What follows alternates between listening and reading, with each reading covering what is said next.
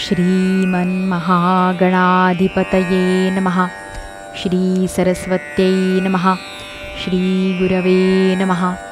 श्रीमद्गुरुदेवदत्तात्रेयाय नमः। हरिहराय नमः।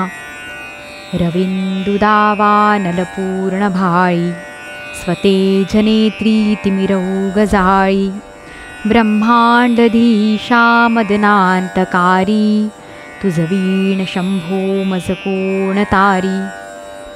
ओम नमो भगवते वासुदेवाय। श्रीमद्भागवत महापुराणे अष्टमस्कंदे अथ षोडशोऽध्यायः। कश्यपांकडून अदितीला पयोव्रताचा उपदेश। श्री शुकाचार्य म्हणतात, जेव्हा देव लपून बसले आणि दैत्यांनी स्वर्ग हिरावून घेतला, त्यावेळी देवमाता अदिती अनाथ झाल्याप्रमाणे शोक करू लागली। पुष्कळ दिवसानंतर जेव्हा एकदा भगवान कश्यप मुनींनी समाधी सोडली, तेव्हा ते अदितीच्या आश्रमात गेले। त्यांना असे दिसले की तेथे कोणत्याही प्रकारचा उत्साह नाही की आनंद नाही। परीक्षिता, जेव्हा ते तेथे जाऊन आसनावर बसले, तेव्हा अदितीने विधीपूर्वक त्यांचा सत्कार केला। त्यावेळी तिच्या चेहऱ्यावरील उदासीनता पाहून पत्नीला ते म्हणाले, कल्याणी, यावेळी जगात ब्राह्मणांवर काही संकट तर आलेले नाही ना? धर्म बुडाला नाही ना? स्वच्छंद वागणाऱ्या मृत्यूचे लोकांना भय तर नाही ना? प्रिये, जे लोक योग साधना करू शकत नाहीत, त्यांना गृहस्थाश्रम योगाचे फळ देणारा आहे। त्या गृहस्थाश्रमींच्या धर्म, अर्थ आणि काम यांच्या सेवनामध्ये कोणत्याही प्रकारचे विघ्न तर नाही ना? तू कुटुंबाच्या भरणपोषणात व्यग्र असताना अतिथी आले असतील आणि तू त्यांचा सन्मान न करताच ते परत गेले असतील, उभे राहूनही त्यांचा तू सत्कार केला नसशील, म्हणून तर तू उदास नाहीस ना? आलेल्या अतिथीचा ज्या घरात साधे पाणी देऊनसुद्धा सत्कार केला जात नाही आणि ते तसेच परत जातात, ती घरे निश्चितच कोल्ह्याच्या गुहांप्रमाणे आहेत। प्रिये, माझ्या परगावी जाण्याने कधी तुझे चित्त उद्विग्न झाले असेल, म्हणून तू वेळेवर हविष्याने अग्नीमध्ये हवन केलेच नाहीस का? ब्राह्मण आणि अग्नी हे सर्व देवमय भगवंतांचे मुख आहेत। गृहस्थाने जर या दोन्हींचे पूजन केले तर सर्व कामना पूर्ण करणाऱ्या लोकांची त्याला प्राप्ती होते। हे मानिनी, तुझ्या बऱ्याचशा लक्षणांवरून मला वाटते की तुझे चित्त अस्वस्थ आहे। तुझी सर्व मुले तर खुशाल आहेत ना? अदिती म्हणाली, हे गृहस्थाश्रमी ब्राह्मण, गाय, धर्म आणि मी या सर्वांचे कुशल आहे। हा गृहस्थाश्रमच धर्म, अर्थ आणि काम यांचे श्रेष्ठ उत्पत्ती स्थान आहे। हे ब्राह्मण, आपले निरंतर स्मरण असल्यामुळे अग्नी, अतिथी, सेवक, भिक्षुक आणि अन्य याचकांची मी कधीही हेळसांड केलेली नाही। हे भगवान, आपल्यासारखे प्रजापती जेव्हा मला धर्मपालनाचा असा उपदेश करतात, तेव्हा माझ्या मनातील कोणती इच्छा पूर्ण होणार नाही बरे? हे मरीचीपुत्र, सत्वगुणी, रजोगुणी किंवा तमोगुणी अशी सारी प्रजा काही आपल्या संकल्पाने तर काही शरीरापासून उत्पन्न झाली आहे। भगवन, आपण असुरादी सर्व संततीविषयी सारखाच भाव ठेवता, तथापि स्वतः परमेश्वरसुद्धा आपल्या भक्तांच्याच इच्छा पूर्ण करतात। म्हणून हे उत्तम व्रत असलेल्या प्रभू, आपलीच सेवा करणाऱ्या माझ्या कल्याणाचा आपण विचार करावा।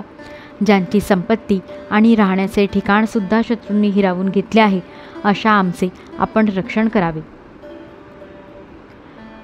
बलवान दैत्यांनी माझे ऐश्वर्य, धन, यश आणि स्थानसुद्धा हिरावून घेऊन मला घराच्या बाहेर काढले आहे। त्यामुळे मी सध्या दुःख सागरात बुडाले आहे। आमचे भले करणारा आपल्याशिवाय श्रेष्ठ कोण आहे? म्हणून हे माझ्या हितचिंतक स्वामी, आपण माझा विचार करून कल्याणाचा असा उपाय सांगा की माझ्या मुलांनाही ऐश्वर्यादी पुन्हा प्राप्त होतील। श्री शुक म्हणतात, अदितीने जेव्हा कश्यपांना अशी प्रार्थना केली, तेव्हा आश्चर्य व्यक्त करीत ते म्हणाले, भगवंतांच्या मायेचे केवढे हे सामर्थ्य! हे सर्व जग तिने प्रेमाच्या धाग्यांनी बांधलेले आहे। कुठे हे पंचभूतांनी बनलेले आत्मरहित शरीर आणि कुठे तो प्रकृतीच्या पलीकडील आत्मा। कोणाचाही कोणी पती नाही, पुत्र नाही की बांधवही नाही। मोहच मनुष्याला असे भासवीत आहे। सर्व प्राण्यांच्या हृदयात विराजमान असणाऱ्या भक्तांचे दुःख दूर करणाऱ्या जगद्गुरू भगवान वासुदेवांची तू आराधना कर। श्रीहरी अतिशय दीनदयाळू आहेत, ते तुझी इच्छा पूर्ण करतील। भगवंतांची भक्ती कधीही व्यर्थ जात नाही, हे माझे ठाम मत आहे. याखेरीज दुसरा उपाय नाही. अदितीने विचारले, भगवन, जगदीश्वर भगवंतांची आराधना मी कोणत्या प्रकारे करू की ज्यामुळे ते सत्यसंकल्प प्रभू माझा मनोरथ पूर्ण करतील? हे ब्राह्मण श्रेष्ठा, मी माझ्या मुलांसह अतिशय दुःखात आहे. ज्यामुळे भगवंत माझ्यावर लवकर प्रसन्न होतील तो त्यांच्या आराधनेचा विधी मला आपण सांगावा. कश्यप म्हणाले, संतान असावे असे मला जेव्हा वाटले तेव्हा मी भगवान ब्रह्मदेवांना हीच गोष्ट विचारली होती. त्यांनी मला भगवंतांना प्रसन्न करणारे जे व्रत सांगितले तेच मी तुला आता सांगतो. फाल्गुन महिन्याच्या शुक्ल पक्षात 12 दिवसपर्यंत फक्त दूध पिऊन राहावे आणि परमभक्तीने भगवान विष्णूंची पूजा करावी. मिळू शकल्यास डुकराने खोदलेली माती अमावस्येला अंगाला लावून नदीमध्ये स्नान करावे. त्यावेळी हा मंत्र म्हणावा, हे देवी, प्राण्यांना निवासासाठी जागा देण्याच्या इच्छेने आदिवराहांनी रसातळातून तुला वर आणले. तुला माझा नमस्कार असो. तू माझी पापे नष्ट कर. यानंतर आपली नित्य नैमित्तिक कर्मे आटोपून एकाग्र चित्ताने मूर्ती, पूजास्थळ, सूर्य, जल, अग्नी किंवा गुरु यांच्या ठिकाणी भगवंतांची पूजा करावी. प्रथम पुढील 9 मंत्रांनी आवाहन करावे. हे प्रभू, आपण सर्व शक्तिमान आणि अंतर्यामी आहात. सर्व प्राणी आपल्यामध्ये आणि आपण सर्व प्राण्यांमध्ये निवास करीत आहात म्हणून आपणास वासुदेव म्हणतात. आपण सर्वांचे साक्षी आहात. माझा आपणास नमस्कार असो. आपण अव्यक्त आणि सूक्ष्म आहात. प्रकृती आणि पुरुष आपणच आहात. आपण 24 गुणांना जाणणारे आणि सांख्यशास्त्राचे प्रवर्तक आहात. आपणास माझा नमस्कार असो. ज्याची प्रायणीय आणि उदयनीय ही 2 कर्मे ही मस्तकी आहेत. प्रातःकाळ, मध्यान्हकाळ आणि सायंकाळ हे ज्याचे 3 पाय आहेत. 4 वेद, 4 शिंगे आहेत. गायत्री इत्यादी 7 छंद, 7 हात आहेत. असे 3 वेदांनी सांगितलेले फळ देणारे यज्ञ आपणच आहात. आपणास माझा नमस्कार असो. आपण शिव, प्रलयकाळी रुद्र, सर्व शक्ती संपन्न, सर्व विद्यांचे अधिपती असून आणि भूतांचे स्वामी आहात. आपणास माझा नमस्कार. आपण सर्वांचे प्राण, या जगताचे स्वरूप, योगाचे कारण, स्वतः योग आणि त्याद्वारे मिळणारे ऐश्वर्य आहात. हे हिरण्यगर्भा, आपणास माझा नमस्कार. आपण आदिदेव आणि या सर्वांचे साक्षी आहात. आपणच नरनारायण ऋषींच्या रूपाने प्रगट झालेले स्वतः श्रीहरी आहात. आपणास माझा नमस्कार. आपले शरीर पाचूच्या मण्याप्रमाणे सावळे आहे. आपण लक्ष्मीचा अंगीकार केला आहे. हे पितांबरधारी केशवा, माझा आपणास नमस्कार. आपण सर्व वर देणारे आहात. वर देणाऱ्यांमध्ये श्रेष्ठ आहात. तसेच जीवमात्राला वर्णीय आहात. म्हणूनच विवेकी पुरुष आपल्या कल्याणासाठी आपल्या चरणरजांची उपासना करतात. ज्यांच्या चरणकमलांचा सुगंध प्राप्त करण्याच्या लालसेने सर्व देव आणि लक्ष्मी ज्यांच्या सेवेमध्ये मग्न असतात ते भगवंत माझ्यावर प्रसन्न होवोत. भगवान ऋषिकेशांचे या मंत्रांनी आवाहन करून नंतर पाद्य, आचमन इत्यादी अर्पण करून श्रद्धापूर्वक पूजन करावे. गंध, फुले इत्यादींनी पूजा करून भगवंतांना दुधाने स्नान घालावे.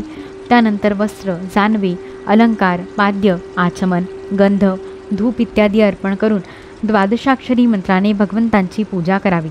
ऐपत असेल तर दुधा शिजविलेल्या आणि तूप, गूळ घातलेल्या साळीच्या तांदळांच्या खिरीचा नैवेद्य दाखवावा आणि त्याचेच 12 मंत्राने हवन करावे. तो नैवेद्य भक्तांना वाटावा किंवा स्वतः खावा. आचमन आणि पूजा झाल्यावर तांबूल अर्पण करावा. 12 मंत्राचा 108 वेळा जप करावा आणि सूत्रांनी भगवंतांचे स्तवन करावे.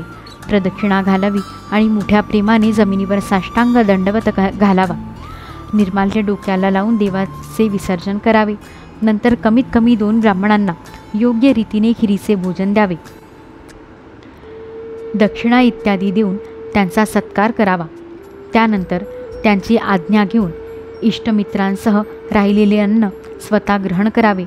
त्या दिवशी ब्रह्मचर्य पाळावे आणि दुसऱ्या दिवशी सकाळीच स्नान करून पवित्र व्हावे. नंतर पूर्वीप्रमाणेच एकाग्र चित्ताने भगवंतांची पूजा करावी. अशा प्रकारे व्रत पूर्ण होईपर्यंत दुधाने स्नान घालून दररोज भगवंतांचे पूजन करावे. भगवंतांच्या पूजेमध्ये आदरबुद्धी ठेवून केवळ दूध पिऊन हे व्रत केले पाहिजे. यापूर्वी सांगितल्याप्रमाणे दररोज हवन आणि ब्राह्मण भोजनही केले पाहिजे. अशा प्रकारे पयोव्रती राहून 12 दिवसपर्यंत दररोज भगवंतांची आराधना, होम आणि पूजा करावी. तसेच ब्राह्मण भोजन घालावे. फाल्गुन शुद्ध प्रतिपदेपासून त्रयोदशीपर्यंत ब्रह्मचर्य पाळावे. जमिनीवर झोपावे आणि दिवसातून 3 वेळा स्नान करावे. खोटे बोलू नये. लहान मोठ्या सर्व भोगांचा त्याग करावा. कोणत्याही प्राण्याला कशाही प्रकारे त्रास देऊ नये. भगवंतांच्या आराधनेतच एकाग्र असावे. त्रयोदशीच्या दिवशी विधी जाणणाऱ्या ब्राह्मणांच्याकडून शास्त्रोक्त पद्धतीने भगवान विष्णूंना पंचामृत स्नान घालावे. त्या दिवशी धनाची काटकसर न करता फार मोठ्या थाटामाटात भगवंतांची पूजा करावी. दुधाची खीर भगवान विष्णूंना अर्पण करावी. अत्यंत एकाग्र चित्ताने त्या खिरीचा भगवंतांना नैवेद्य दाखवावा आणि त्यांना प्रसन्न करणारा अतिशय स्वादिष्ट नैवेद्य अर्पण करावा. नंतर ज्ञानसंपन्न आचार्य आणि ऋत्विजांना वस्त्रे, अलंकार, गाय इत्यादी दान करून संतुष्ट करावे. ही सुद्धा भगवंतांचीच आराधना होय. प्रिये, आचार्य आणि इतर ब्राह्मणांना तसेच इतर अतिथींना उत्तम पक्वान्नांचे भोजन द्यावे. आचार्य आणि ऋत्विजांना यथायोग्य दक्षिणा द्यावी. तसेच अंत्यजादी कोणी आल्यास त्याला किंवा दीनदुबळे, आंधळे, पांगळे यांना अन्न वस्त्र देऊन संतुष्ट करावे. सर्वजण तृप्त झाले असता भगवान विष्णू तृप्त झाले असे समजावे. नंतर आपल्या आप्तेष्टांसह स्वतः भोजन करावे. प्रतिपदेपासून त्रयोदशीपर्यंत दररोज नृत्य, गायन, वादन, स्तुती, स्तोत्रे आणि भगवत कथा यांच्या योगे भगवंतांचे पूजन करावे. ही भगवंतांची श्रेष्ठ आराधना आहे. हिचे नाव पयोव्रत असे आहे. ब्रह्मदेवांनी मला जसे सांगितले होते तसेच मी तुला सांगितले. हे भाग्यवती, आपली इंद्रिये ताब्यात ठेवून शुद्ध भावयुक्त चित्ताने या व्रताचे चांगल्या प्रकारे अनुष्ठान कर आणि याद्वारा अविनाशी भगवंतांची आराधना कर. कल्याणी, हे व्रत भगवंतांना संतुष्ट करणारे आहे. म्हणूनच याचे नाव सर्व यज्ञ आणि सर्व व्रत असे आहे. हे सर्व तपांचे सार आणि मुख्य दान आहे. ज्यामुळे भगवंत प्रसन्न होतात तेच खरे नियम होत. तेच उत्तम यम आहेत. तेच वास्तविक तपश्चर्या, दान, व्रत आणि यज्ञ होय. म्हणून हे देवी, संयम आणि श्रद्धेने तू या व्रताचे अनुष्ठान कर. भगवंत लवकरच तुझ्यावर प्रसन्न होतील आणि तुझी इच्छा पूर्ण करतील. अध्याय 16 समाप्त. इति श्रीमद्भागवते महापुराणे पारमहंस्यां संहितायाम् अष्टमस्कन्धे द्वितीयपयोव्रतकथनं नाम षोडशोऽध्यायः.